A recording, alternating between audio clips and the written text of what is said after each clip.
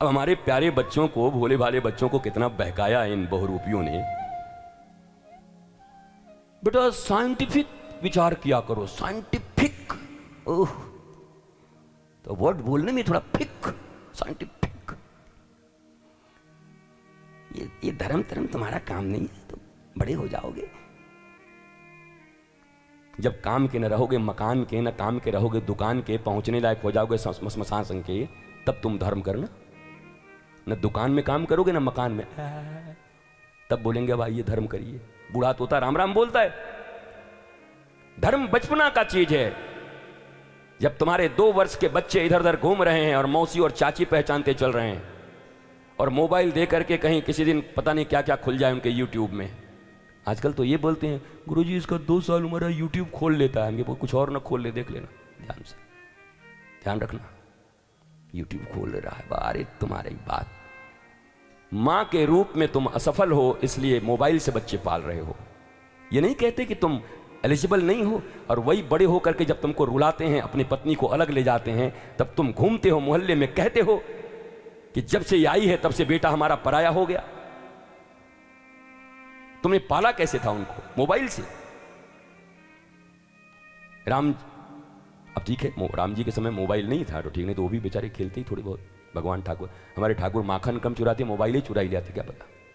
ठाकुर जी ऐसे ही हमारे विनोद कर रहे हैं। लेकिन देखो मोबाइल तुम्हारे पास है, देखो मेरे पास भी तो लैपटॉप है, मोबाइल है, सब रखा हुआ हूं मैं। सारे जो बहुत एडवांस गैजेट्स होते हैं मैं आ ही जाता है मेरे पास। तुम्हारे पास दूसरे दिन आएगा एप्पल का कोई भी चीज, मेरे पास पहले ही दिन आता है, पहुंच जाता है। असमर्थ नहीं होते धार्मिक लोग, असमर्थता तुम में होगी। तुम्हें बजट बनाने होंगे, प्लानिंग बनाने होंगे, हमको नहीं बनाना होता, हम मौज में रहते हैं।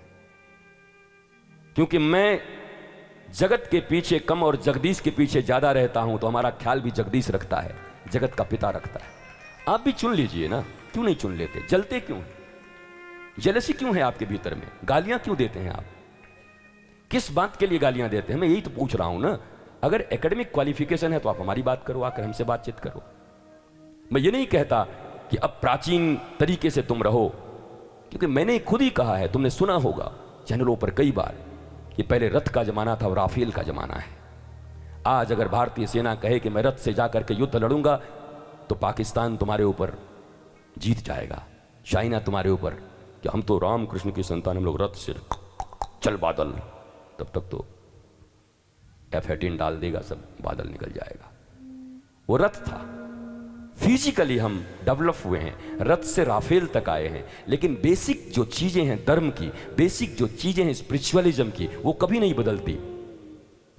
शौर्य, तेज, धर्म, क्षमा, दया, करुणा, तेजस्विता, सत्य, ये नहीं बदलेगी।